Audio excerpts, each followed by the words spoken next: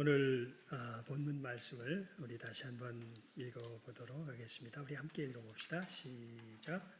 악인은 쫓아오는 자가 없어도 도망하나 의인은 사자같이 담대하니라. 자, 여러분, 지금 우리가 이렇게 예배 시간에 앉아 있는데 뭔가 자꾸 이렇게 뒤통수가 간질간질하고 뭔가 자꾸 뒤가 캥기고 그런 마음 속에 지금 앉아 계십니까? 아니면 아이고 내가 여기서 오늘 예배 드리다가 하나님 앞에 가도 아이고 내가 주님 앞에 가겠지. 주여 감사합니다. 전혀 뒤통수가 간질거리는 거 없고 내 마음속에 뒤에 캥기는 거 없고 참 충만하게 담담하게 이 시간 하나님 앞에 예배 드리십니까? 어떤 마음인가요? 사실 이것을 잠깐 풀어서 설명한 거죠. 쫓아오는 자가 없어도 도망하는 자는 누굽니까? 악인. 그리고 의인은 참 신기해요. 이게 힘이 있는 사람이 아니에요. 그러니까 늘 뒤가 캥기고 막 그렇게 이 영화나 요즘 이렇게 보면은 악인 캐릭터가 너무 천편일률적으로 나오는 것 같아요. 드라마나 이런 데 보면 다 깡패들이야, 깡패들. 그냥 좀 멋진 악인들은 요즘 별로 없는 것 같아요. 보니까 다 저속한 악인들이 엄청 많이 나오고 다 천편일률적으로 뭐 드라마나 이런 거 보면 다 깡패들 같은 악인들만 주로 나오던데. 근데 그 사람들은 늘 그냥 지가 잘못을 하면서 큰 소리를 빵빵 쳐댑니다. 근데 가만히 보면요, 이 큰 소리를 치는 게 왜 치나 보면 뒤가 캥겨서 쳐. 사실은 뒤가 캥기니까 오히려 큰 소리를 쳐요. 근데 진짜 그 하나님 앞에서 오늘 말씀에 있는 것처럼 의인은 여러분 굳이 다른 사람들에게 이렇게 뭔가를 구걸하지 않습니다. 오히려 다른 사람들이 자기를 모함한다 손칠지라도 자기 삶 속에서 굳건히 붙들고 있으며 넘어지지 않고 힘있게 나아가는 바가 있어요. 악인은 형통한 것처럼 자기를 그럴듯하게 꾸미고 별짓을 다 해도 보면 늘 속에 캥기는 바가 있습니다. 그래서 여러분 참 우리 삶에서 우리가 제일 필요한 게 뭘까요? 우리가 살아가면서 여러분이 살아가면서 제일 필요한 게 실질적으로 우리는 돈이라고 생각을 하죠. 사실은 돈이라고 생각을 합니다. 그런데요, 정말 현실적으로 바라보면 돈보다 훨씬 필요한 게 있는데 그게 뭐냐 하면 오늘 설교 제목과 같이 뭐예요? 뭐가 필요할까요? 우리 의가 필요합니다. 의가. 정말 사람이 살아가는데 제일 필요한 건 다른 게 아니라 의예요. 의로움이에요. 왜냐하면 의로운 자는 배를 골마도 어떻게 돼요? 오늘 말씀에 뭐라고 되어 있어요? 의인은 사자같이 담대하느니라. 옛날 조용필 씨 노래인가요? 뭐죠? 그럼 나는 어쩌고 저쩌고 호랑이가 표범인가 사자인가 그런 노래 갑자기 기억이 잘 안 나는데 하여튼 하이에나처럼 이렇게 썩은 고기를 찾지 않고 배가 고플지언정 돌아다닌다 이런 식의 이야기할 때 그걸 딱 듣는 순간 야, 저 바보 같은 사자 이런 생각이 듭니까? 고랑이 뭡니까? 표범입니까? 표범인가 보다. 킬리만자로의 표범인지 표범인지 저 바보 같은 표범 굶으면 뭐가 좋아 이런 생각이 드니까 야, 표범 멋지다 이런 생각이 듭니까? 표범 멋지다라는 생각이 들죠. 사실은. 배고픈데 축구 배고픈데 근데 축구 배고픈 게 비참해 보이기보다는 그 노래를 들으면 그 멋지네. 그래 저런 게 정말 삶이지 이런 생각이 들죠. 그래서 여러분 소크라테스가 아니라 그런 속담 있잖아요. 배부른 돼지보다 뭐가 되겠다? 배고픈 소크라테스가 되겠다. 그게 이제 제가 청년 때에는 그런 이야기를 참 많이 들었거든요. 야, 배부른 돼지보단 배고픈 소크라테스가 그게 더 멋진 삶이지. 그런데 요즘은 현실적으로 보면 요즘 바뀐 것 같긴 해요. 배고픈 소크라테스보다 뭐가 나아요? 배부른 돼지가 난 것처럼 사람들이 좀 바뀐 것 같긴 해요. 그런데 그 사람들도요, 결국에 들어가 보면 자기가 돼지 취급받는 건 싫어합니다. 예. 진짜 중요한 건요. 그래서 여러분 정말 이게 그래서 우리가 하나님의 형상을 따라 지음 받은 거예요. 제가 그 얘기 전에 해드렸었잖아요. 제가 참 고등학교 때가 이제 제가 재수를 했지 않습니까? 저는 그 점에서 보면 참 오해를 많이 받아요. 제가 학교 공부를 되게 잘할 거라고 생각하는 사람들이 굉장히 많아요. 근데 사실 저는 공부 성적이 굉장히 안 좋았던 사람입니다. 고등학교 때도 그랬고 대학교 때도 그랬고 성적이 딱 좋았던 때는 신대원하고 미국에 가서 공부했을 때가 제일 좋았어요. 그 전에는 우리 그저께인가 우리 노회 목사님 그 조사한다고 이제 뭐 우리 각자 신상 조사한다고 좀 써내라고 이렇게 써내라는 게 나왔어요. 그래가지고 총신 신대원 언제 졸업했냐 이렇게 해가지고 제가 8월 달에 졸업했다 이렇게 써냈습니다. 그랬더니 보통 2월 달에 졸업하는데 왜 8월 달에 졸업했냐? 낙제해서 그랬습니다. 제가 몇 과목 낙제해가지고 제때 졸업 못하고 사실은 8월 달에 졸업했습니다. 그래서 뭐랄까 이 사람들이 많이 오해하는 게 되게 무슨 뭐 학교 공부를 잘했을 거라고 생각하는데 사실은 학교 공부는 잘 못했습니다. 그런데 그래서 이제 제가 그 재수를 했거든요. 고등학교 때도 재수를 해가지고 대성학원이라는 데서 이제 1년 동안 이제 그때 보통 학원 3개가 있었어요. 종로, 대성, 정일 이게 이제 그 대학 가는 유명한 학원 3개였습니다. 근데 거기서 이제 대성학원에 이제 노량진에 있는 대성학원에 가서 이제 공부를 했었는데 여러분 제가 그때 공부하면서 그러니까 제가 참 제가 목사 된 게 참 하나님께서 참 그 신비한 역사예요. 그때 제가 그 당부를 배워가지고 재수하면서 그때 재수가 끝나고 나니까 제가 한 250 정도를 찼던 것 같습니다. 그러니까 공부할 때 공부 잘 안 하고 사실은 당구 치면서 지냈던 시간이 꽤 많았던 거죠. 근데 그렇게 당구 칠 때 제 친구네 집이 이 당구장을 했었어요. 그래가지고 주일날 예배 드리고 나면 맨날 걔네 집에 가서 당구 그거 할 때 이제 이렇게 같이 걔가 카운터 보고 있었는데 그 같이 가서 보면서 이제 거기서 놀고 그랬던 기억이 나는데 좀 재밌는 사건이 하나 있었어요. 뭐냐면 그 친구가 소위 말해서 머리가 굉장히 좋은 친구예요. 당구장 가는 친구가. 그래서 그 친구들이 또 여러 명 있는데 말을 정말 잘해요. 제가 본 사람 중에 말을 그렇게 잘하는 사람 내가 몇 명 못 봤는데 말을 정말 재밌게 정말 잘합니다.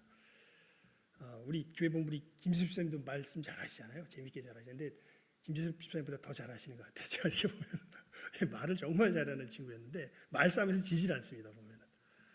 그런데 그 친구가 말싸움에서 지는 친구가 딱 하나 있어요. 이제 저도 거기서 이제 처음 만나서 이제 한 건데, 근데 저는 그때 재수했고 그 친구는 고대 전기공학과를 갔었고, 그다음에 그 다른 친구들 그 말싸움에서 잘하는 친구는 홍대 건축학과를 다니는 친구였어요. 그러니까 저는 재수생, 걔는 고대생, 얘는 이제 그거생. 하면서 이제 그렇게 이렇게 같이 놀았었는데 거기서 당구를 치는데 제 친구가 당구는 잘 못 쳐. 운동신경은 별로 없어. 그러니까 맨날 져 걔한테. 그 홍대생 그 건축학과 친한 친구인데 맨날 지는데 지니까 약이 오르잖아요. 약이 올라가지고 이제 인신공격을 해야 됩니다. 이 당구를 치면서 지니까 뭐라고 인신공격을 하면 나는 말이야. 그때 IQ 검사를 하잖아요. IQ 검사하게 되면 이렇게 MRI 카드가 이렇게 컴퓨터 카드에다 마킹을 해가지고 이렇게 그걸 썼잖아요. 4장인가 보통 썼던 것 같은데 한 장을 걔가 밀러 썼다 그래요. 자기가 이렇게 번호를 잘못 써서 마킹해가지고 그래서 한 장을 밀어 써가지고 점수 받은 게 123이에요. IQ가. 그러니까 한 140 나왔을까요? 모르겠어요. 어떻게 나왔을지 모르겠는데 하여튼 나는 하나씩 밀어 써서 IQ 123이다. 근데 너는 IQ 50밖에 안 되는 게 막 그러면서 막 인신공격을 합니다. IQ 모자란다고. 진짜 그 친구는 홍대 건축학과 다닌 친구는요. IQ가 진짜 실제로 검사해 보니까 50밖에 안 나왔나 봐요. 50. 거의 저희 그 사람 수준이 아니잖아요. 근데 50밖에 안 나온 친구인데 그렇게 막 인신공격을 해야 되는데 이 친구가 진짜 말을 잘하는 게 끄떡도 안 해. 뭐라고 얘기를 해도. 그래서 뭐라 그러냐면 이렇게 얘기합니다. 태연하게. 그래. 나 IQ 50밖에 안 나왔는데 홍대 건축학과 갔다. 내가 IQ 100만 나왔어 봐라. 내가 세계를 제패했다. 이러면서 사고를 치는데 완전히 제 친구 말 잘하는 친구가 그냥 이 당구도 치고 말도 치고 깨갱하는 그 모습을 봤던 기억이 납니다. 그러니까 이 친구는 자기 정체성을 무엇에 흔들리지 않아요. IQ에 흔들리지 않아요. 사실 우리 얘기하다 보면 여러 사람들이요. 자기는 뭐 MBTI가 뭐고 자기는 뭐 혈액형이 뭐고 뭐 어쩌고 그러면서 자기 자신을 그런 것에 빗대어 가지고 나는 IQ가 얼마밖에 안 되고 자기 정체성이 막 흔들리는 사람도 굉장히 많죠. 누가 남들이 어떻게 보느냐에 따라 흔들리는. 근데 제가 그 친구를 보고 놀랐던 게 와, 이 친구는 IQ가 뭐밖에 안 나오는데 이 대부분 그 IQ 측정이 잘못된 것 같아요. 솔직히 IQ가 50밖에 안 나오는데 자기가 IQ 50이라는 것에 대해서 전혀 주눅들질 않아요. 그냥 그래 나 IQ 50이다. 50인데 50 갖고 내가 홍대 건축학과 갔다. 그럼 내가 IQ 100만 돼서 봐라.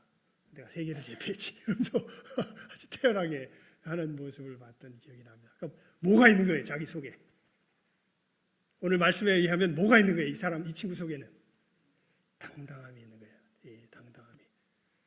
주변에서 보는 것 속에서 자기가 좌우되는 것이 아니라 그런 것들을 능히 이겨내면서 이 모든 것 속에서 굳건하게 서 있을 수 있는 당당함이 있는 거예요.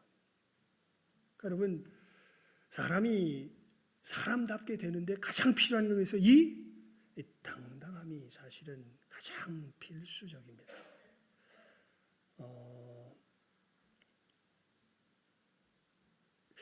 이 그 당당함의 출처는 어디서 비롯될까요, 여러분?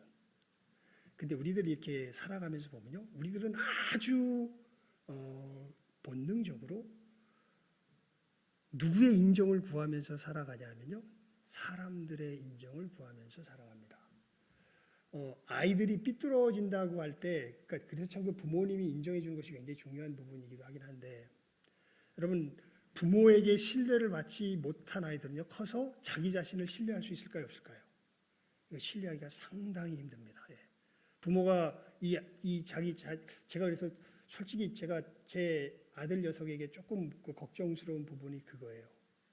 그러니까 제 아들 녀석을 보면 뭔가 저랑은 코드가 잘 안 맞아, 사실은. 예, 신기하게. 예. 나를 안 닮은 것 같지는 않은데 뭔가 깊은데 코드는 나랑은 잘 안 맞습니다. 예. 그래서 얘기하다 보면은 늘 부족한 것을 이야기하다가 끝나게 되는 경우가 굉장히 많아요. 안 하려 그래도 부모가 되니까 자연히 그렇게 나와요. 예. 이거 안 해야 되는데 하다 보면 그렇게 나와. 그럼 또 이 녀석이 제 말을 엄청 잘 들어요. 그러면서 자기 자신에 대해서 생각하는 게, 야, 너 근데 내가 못 보는 부분이 있어서 그렇지, 내가 하나님이 아니다. 너 분명히 하나님께 주신 뛰어난 것이 있다라는 것을 이야기를 해줘도 최소한 이 녀석이 그런 인식은 있는 것 같아요. 뭐냐면 내가 아버지를 기쁘게 하는 아들은 아니야. 예. 아버지의 마음을 만족시키는 아들은 아니야. 아버지가 날 잘 대해주려고 하긴 하는데 내가 아버지가 내가 만족시켰던 사람은 아니야. 이런 식의 인식이 커서 있는 것 같아요. 그래서 보면 자신감이 별로 없어요, 아이가. 제가 보면서 느낍니다. 야, 그렇구나. 이게 참. 근데 이게 또 뭐 거짓말을 할 수도 없고, 없는 거 있다고 얘기할 수도 없고, 이게 참 제가 그 부분에 있어서는 어려운 부분이에요. 그래서 여러분, 우리들이 사실은 어쩔 수 없이 우리들이 누구의 인정을 사실은 받기를 가만히 보면 제일 원하냐면요, 부모님과 더불어서 주변의 사람들의 인정을 받기를 정말 원합니다. 근데 여러분, 김용의 선교사님 아시죠? 김용의 선교사님. 아마 천보산 기도원에 아마 많이 가셨으면 몇 번 보셨을 거예요. 이분이 열등감 덩어리였다고 고백을 하십니다. 김용희 선교사님이 자기 아버지는 술집 주점 사장이었고, 그래서 참 어렸을 때부터 맨날 이 주변에 있는 사람들이 기생 언니들하고 늘 같이 있고 아버지 뭐 첩이 맨날 주변에 있고 막 이러면서 그때 막 경제적으로 좀 부유하게 살았지만 자기 정체성이 굉장히 그리고 아버지한테 되게 학대를 당했던 것 같고 자기 정체성이 굉장히 이거에서 막 자살을 기도하고 했던 이 사람이어서 자기 자신에 대해서 굉장히 부정적인 생각을 갖고 있었던 사람이 김영희 선교사님 아마 여러분 간증이나 이런 걸 들어보면 아실 거예요. 김영희 선교사님이었어요. 근데 이분이 여러분 제가 우리 대한민국에서 알고 있는 분 중에요. 복음을 가장 원색적으로 복음답게 전하시는 분은 어떤 다른 목사님이 아니라 이 김영희 선교사님이세요. 이분만큼 복음의 복음됨을 날 것 그대로 제대로 전하시는 분을 못 봤어요. 이분은 중학생인가밖에 안 돼요. 학도 무학이야. 쉽게 말하면 배운 것도 없어요. 어디 가서 공식적으로 배운 분이 아니야. 그리고 신학교도 아마 제대로 안 나오신 것 같아요. 사실은. 그런데 그래서 선교사라고 자기를 이야기하잖아요. 목회자 이 안수를 제대로 정식적으로 받질 않았기 때문에. 그런데 제가 볼 때 이분만큼 하나님의 복음을 예수님의 복음을 십자가의 복음을 원색적으로 제대로 전하시는 분은 제가 본 적이 없어요. 정말 능력이 있습니다. 저 그분이 전하는 걸 보면요, 와 정말 하나님 살아계시고 하나님께서 저분을 통해서 말씀하시는 이게 느껴져요. 이분이 그 자살을 기도하는 가운데 그 절망 속에서 제일 절망스러웠던 게 뭐였냐 하면은 그렇게 표현한 걸 들었어요. 부를 이름이 없다는 거예요. 부를 이름이. 그래서 아까 우리 준비 찬송할 때 우리 420장 불렀잖아요. 그 누가 나의 괴로움 알며 나의 슬픔 알까. 그러니까 자기 아버지를 부를 수도 없고 자기 어머니를 부를 수도 없고 누구도 부를 수가 없는 그 속에서 그래서 자살을 결심했던 사람인데 이 사람이 누굴 만난 거예요? 예수님을 만난 거예요. 그리고 이제는 예수를 만나서 가장 좋았던 게 뭐냐? 그분의 표현대로 하면 부를 이름이 생겼다는 거예요. 부를 이름이. 내가 이제는 부를 이름이 생겼다. 그리고 누가 인정해 주시니까? 그 예수 안에서 누가 나를 인정해 주시니까? 하나님이 인정해 주시니까. 이분이 어디 가서 복음을 전하냐면 내가 전에 보니까 서울대 가서도 복음을 전해요. 중학교도 안 나오는 신학교도 제대로 안 나오신 분이 서울대 가서 뭘 전해요? 복음을 전하는데 당당하게 전합니다. 사람 눈치 안 봅니다. 누가 인정해 주니까? 하나님께서 인정해 주시니까. 여러분 진정한 의의 근거는요. 누군가의 인정에서 나오는데 그 가장 궁극적인 대상이 누굴까요? 그러니까 하나님의 인정을 받는 사람은 흔들릴 수가 없어요. 여러분 한번 이 말씀을 비추어서 여러분 자신이 지금 누구의 인정을 구하며 살아왔는가 한번 잘 보시기 바랍니다.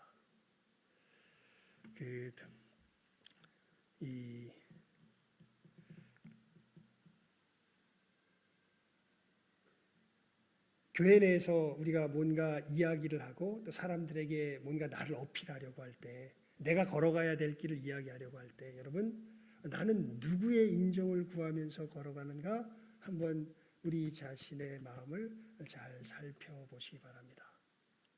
그렇게 되면 우리 잠깐만요. 우리 요한복음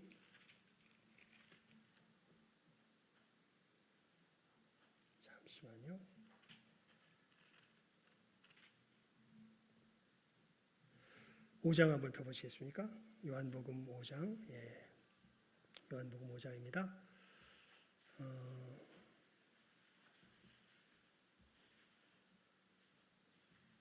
43절에서 44절입니다. 43절에서 44절 시작하면 읽습니다. 43절에서 44절 5장 43절에서 44절 말씀 함께 읽어봅니다. 시작. 나는 내 아버지의 이름으로 왔음에 너희가 영접지 아니하나 만일 다른 사람이 자기 이름으로 오면 영접하리라. 너희가 서로 영광을 취하고 유일하신 하나님께로부터 오는 영광은 구하지 아니하니 어찌 나를 믿을 수 있느냐. 예수님께서 말씀하세요. 뭘 말씀하시면 너희들이 나를 맞이하지 못하는 이유는 사실은 너희들은 누구의 영광을 구하기 때문이다. 사람의 영광을 구하기 때문이다. 너희들이 만약 하나님의 영광을 진짜 구한다면 누구를 맞이할 수밖에 없다. 나를 맞이할 수밖에 없다. 그런데 너희가 하나님께로부터 오는 영광은 취하지 않고 구하지 아니하고 서로 영광을 취하니 어찌 나를 믿을 수 있느냐. 지금 예수님께서 하시는 말씀이 그 이야기죠. 여러분 정말 하나님께 은혜를 받은 사람들은요, 하나님 앞에서의 자기의 모습을 이제 찾아가게 됩니다. 하나님께 은혜가 없는 사람은요, 기껏해야 둘 중에 하나예요. 남들이 날 인정해 주길 바라든지 지 스스로 자아가 도취돼서 지 스스로 인정하려고 하든지, 둘 중에 하나의 길로 갑니다. 조금 정신병 기질이 강한 사람은 에고가 강하고 이런 사람은 자아 도취 쪽으로 가게 되고요. 사실은 뭔가 좀 심약한 사람들은 누구의 인정을 구하면서 살아갈까요? 이 주변의 사람들의 인정을 구하면서 살아갑니다.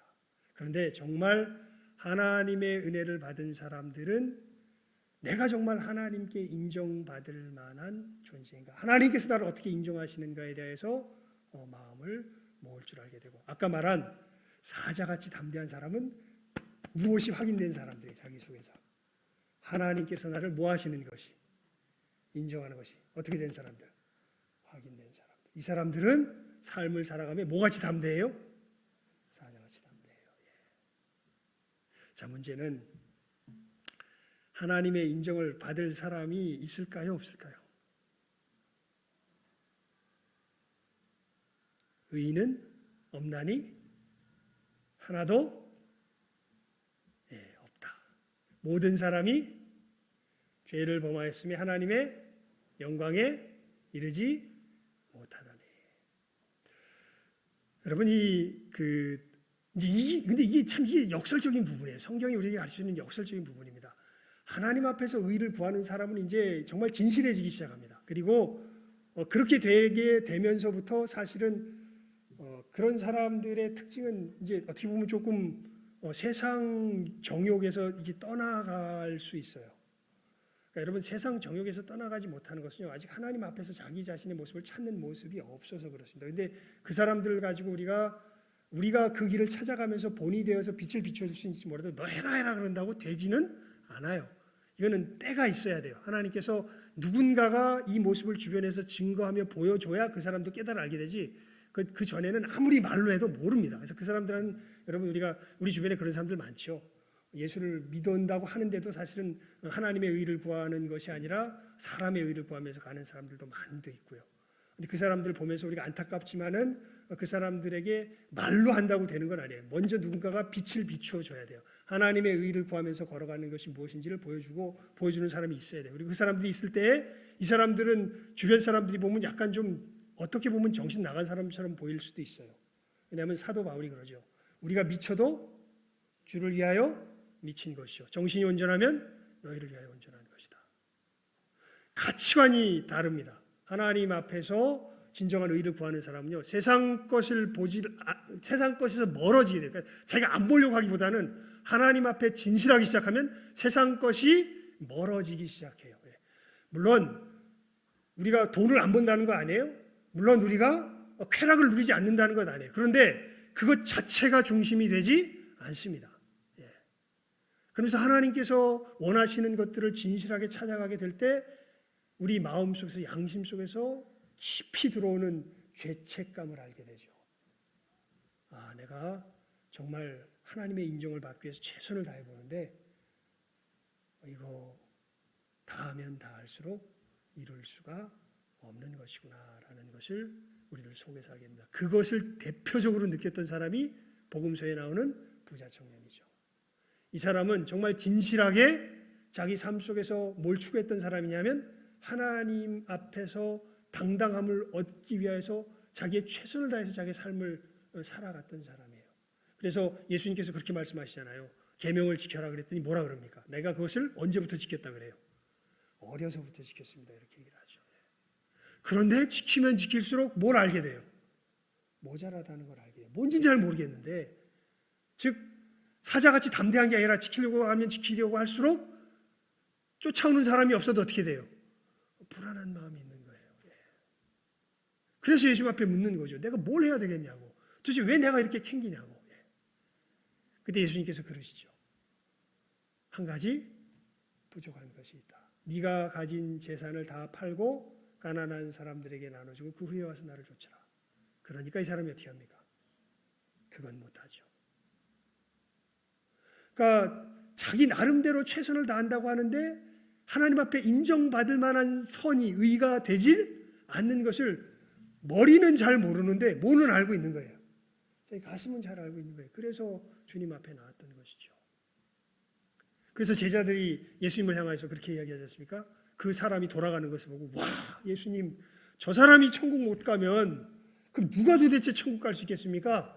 예수께서 뭐라 그러십니까? 사람으로선 불가능하되 하나님으로서 가능하다. 이렇게 말씀하시죠. 여러분, 우리 지금 이 시간 함께 앉은 여러분들 가운데요, 이 진실한 고민이 있기를 정말 주님의 이름으로 축원을 드립니다.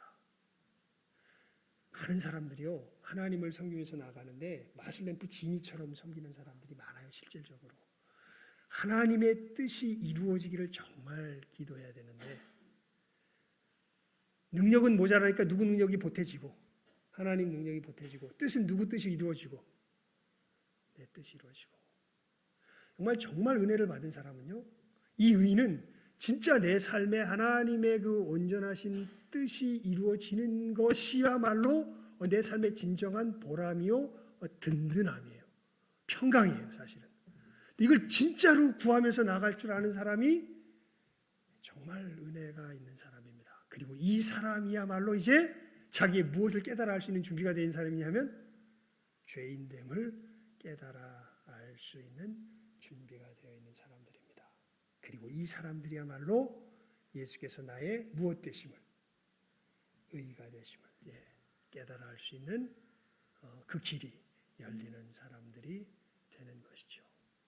그래서 이 자기의 죄악의 문제로 씨름했던 사람들, 오호라 나는 곤고한 사람이로다. 누가 이 사망의 몸에서 나를 건져내라라고 탄식할 수 있는 진실한 마음으로 탄식할 수 있는 사람들. 이 사람들이야말로 정말 누가? 예수께서 내 무엇이 되시려고? 의가 되시려고. 여러분, 그래서 예수를 믿는 사람은요, 그 마음 깊은 곳에 무엇이 있냐면 담대함이 있습니다. 여러분 마음 깊은 곳에 담대함이 있습니까? 죽음 앞에서도요, 이건 저는 간증할 수 있어요. 왜냐하면 죽음 앞에 섰던 것 같았으니까요. 전 죽음 앞에서 되게 떨 줄 알았어요. 죽게 되는 순간 눈앞에 탁 다가오는데 몸이 다 내 통제를 벗어나면서 와, 이제 죽었구나라는 생각이 딱 들게 되는 순간에요, 너무나 놀랍게 오히려 감사한 마음이 드는 거예요. 죽음이 두려운 것이 아니라 죽음 앞에서 예수님께서 내 죄를 위하여 죽으셨음을 알게 되고 그것을 그 죽음 앞에 섰을 때 그래서 그냥 알겠더라고요. 그래, 내 주님께서 이런 나를 위해서 죽으셨구나. 그래서 내가 여태까지 하나님 입으로만 섬겼고 실제 삶 속에서는 섬기지도 못하고 겨우 이제 하나님 섬기는 것이 무엇인지 이 군대 오기 전에 겨우 깨달아 알아서 군대 왔더만 그냥 죽을 지금처럼 이렇게 병에 걸려가지고 아무것도 못하는 이 상황 속에서 아이고, 내가 이제 주님께 어떻게 보면 부끄러운 구원이나마 이 구원 받고 가는 거구나. 하나님 너무 감사한데 너무 죄송하네요. 제가 봐도 너무 놀랐어요. 제 속에 있는 상태를 보고 죽음을 맞닥뜨린 상태를 놓고서. 근데 전혀 두렵지가 않아요. 죽음을 앞에 놓고. 그저 감사한 생각이 들어요. 그리고 죄송한 생각이 들어요. 하나님 앞에 이렇게 크신 은혜를 주셨는데 아무것도 내가 이 땅에서 주님 앞에 드린 것은 보답한 것은 없고 그저 이렇게 구원만 받고 가네요. 하나님 죄송해요. 이 생각이 드는데 거기서 죽이지 않고 지금까지 살려주셨던 거죠. 덤으로 사는 인생이죠. 그 점에 있어서는. 여러분, 정말 내가 뭘 잘해서가 아니라, 그러니까 이게 정말 신비한 부분이에요. 예수를 믿는 사람은요, 나를 보면 부끄러워요, 늘. 근데 하나님 앞에 설 나를 생각하면 부끄럽지 않아요. 당당해요. 왜? 내 안에 누가 계시기 때문에. 예수께서 계시기 때문에. 예수님이 나의 뭐가 되셨음을 그냥 알아요. 의가 되셨음을 그냥 알아요. 그분의 죽으심이 내 모든 죄값을 치르신 죽으심이라는 것을 그냥 알아요. 그래서 하나님이 나를 정죄하시지 못한다는 걸 알아요. 그러니까 내가 마음 놓고 죄를 지어도 된다는 그 뜻이 아니에요. 그렇게 예수님께서 내 죄값을 치르시고 부활하시면서 나를 하나님을 바라보는 자로 새롭게 만드셨음도 또한 부인할 수 없어요. 그렇게 나는 하나님 앞에 바르게 되었음을 인정하지 않을 수가 없어요. 내가 뭘 잘해서가 아니에요. 주님께서 그 일을 이루셨기 때문에 이것이 나에게 온 것이죠. 그래서 죽음 앞에서도 어떻게 될 수 있어요? 사자같이 담대해지고 뿐만 아니라 우리들의 삶의 여러 정황들이 닥칩니다. 여러분, 하나님 앞에서 길을 걸어가야 할 것인지 사람의 눈치를 보며 걸어가야 할 것인지 여러 상황들이 사실은 수시로 닥칩니다. 교회 목사로서 목회자로서 여러 소리들이 들려올 때 여러 생각들이 제 마음속을 이렇게 붙들면서 자를 끌고 가려고 합니다. 여러분, 그때마다요 놀랍게도 기도하면 주님께서 제 마음속에 알게 하세요. 내가 너를 살게 한 길이 무엇이냐? 네가 걸어가야 될 길이 무엇이냐? 주님, 그 길이 그 길이죠. 이 길이죠. 그렇게 되면 갈등이 사라져요. 그래, 내일 일은 언제 염려하고 내일 염려하고 하나님께서 내게 예수님 안에 주신 이 길을 오늘 걸어가면 된다. 다른 거 염려할 필요 없다. 그리고 한 걸음을 걸을 수 있는 이 사자 같은 담대함을 예수님의 은혜 가운데서 주세요. 그렇게 될 때 뭐가 캥기는 게 없어요. 뒤에 캥기는 게 없어요. 남들이 오해를 해도 좋고 남들이 욕을 해도 좋고 남들이 뭐라 그래도 괜찮아요. 주님께서 주신 이 길이고 내가 걸어가는 이 길이니까. 물론 이렇게 주님의 음성을 못 들고 내 욕심대로 걸어가다 하면은 캥겨요. 저도. 그럼 주님께서 회개의 길을 여시고 네가 이렇게 잘못했다 지적하세요. 그러면 또 바로 하나님 앞에 하나님, 제가 잘못했습니다. 제가 잘못했습니다. 용서해 주십시오. 주님께서 십자가의 피로 저를 씻어 주십시오. 그 역사를 이루신 줄 믿습니다. 주여, 이 속에서 제가 걸어가야 할 길이 무엇이겠습니까? 그럼 주님께서 알려주세요. 예, 감사합니다. 그러면 마음이 어떻게 돼요? 사자같이 어떻게 돼요? 담대해져요. 예. 걱정할 게 없어요. 그러면 기대가 돼요. 하나님께서 이제 어떻게 하시겠지. 뭐 그리 아니하실지라도 그렇게 가다가 내 삶이 멸망에 소위 말하는 그런 불에 타 죽는 사드락과 메삭과 아벳느고 얘기처럼 만약에 불에 타 죽는 경우가 생기면 되게 궁금해져요. 왜 궁금해지냐면 하나님 뭐라 그러실까? 내가 하나님 앞에서 최선을 다해서 이 길을 걸어갔는데 내가 타 죽었다? 하나님께서 뭐라 그러실까? 하나님께 영광이 될 때 그 영광이 뭘까? 이게 궁금해요, 사실은. 결과 자체는 그렇게 크게 중요하지 않습니다. 내가 타 죽든지 불에서 끄집어져 나오든지. 정말 중요한 건 예수님 안에서 하나님께서 내게 주신 길이 무엇인가 그것을 걸어가는 것이 정말 중요한 것이지요. 여러분, 우리에게 필요한 건 이 의입니다. 내가 생각하는 내가 그려놓은 행복의 조건이 아니라 예수께서 십자가의 피로 값주고 사셔서 우리를 하나님의 사람답게 걷게 하신 이 한 걸음을 걸어가는 것이 무엇보다 우리들에게 필요합니다. 여러분, 이 분명한 사실을 마음속에 잘 새기시고 예수를 믿는다 하면서 쫓아오는 자가 없어도 뒤를 돌아보는 불안한 삶을 사는 것이 아니라 주님을 믿는 믿음 가운데서 오늘 하루를 산다 할지라도 사자같이 담대하게 하루의 삶의 걸음 한 걸음 한 걸음 천성을 향하여 달려나갈 줄 아는 이 시간 함께하는 여기 있는 모든 복된 영혼들 될 수 있기를 주님의 이름으로 축원을 드립니다. 기도하겠습니다. 하나님 아버지, 감사합니다. 저희들 짧은 잠언의 말씀이지만 주님께서 우리로 걸어가게 하시는 삶의 걸음이 어떠한 걸음인가, 하나님의 말씀을 통하여서 그 분명한 표대를 세워주심을 감사를 드립니다. 주님, 우리로 걷게 하시는 걸음은 쫓아오는 자가 없어도 불안케 하는 걸음이 아니라 사자와 같이 죽음 앞에서도 오히려 담대하며 나아갈 수 있는 놀라운 참으로 의의 걸음인 것을 저희들 분명하게 깨달아 알게 해주시고 하나님 이것이 나의 노력으로 임한 것이 아니라 예수 그리스도께서 십자가에서 죽으시고 부활하심으로 우리들 가운데 선물로 주신 이 놀라운 선물인 것을 기억하며 깨달으며 주님을 믿는 믿음 가운데 이 복된 의의 걸음을 우리의 삶 속에서 한 걸음 한 걸음 전진하며 걸어갈 줄 아는 이 시간 함께하는 머리 숙인 모든 복된 영혼들 다 되게 하여 주시기를 간절히 바라옵고 소원하며 모든 것 예수님의 이름으로 기도드리옵나이다. 아멘. 예배 후에 오늘 구역장 모임은 없고요. 우리 임시당회로 모이도록 하겠습니다. 광고는 그리고 참 다시 말씀드립니다. 세례교인 헌금 다음 주일날 우리 총회 세례교인 헌금 주일로 지키니까요. 여러분들 잘 준비해서 또 헌금해 주시기를 바랍니다. 자, 우리 찬송가 545장 찬송 드리고 축도로 예배 마치도록 하겠습니다.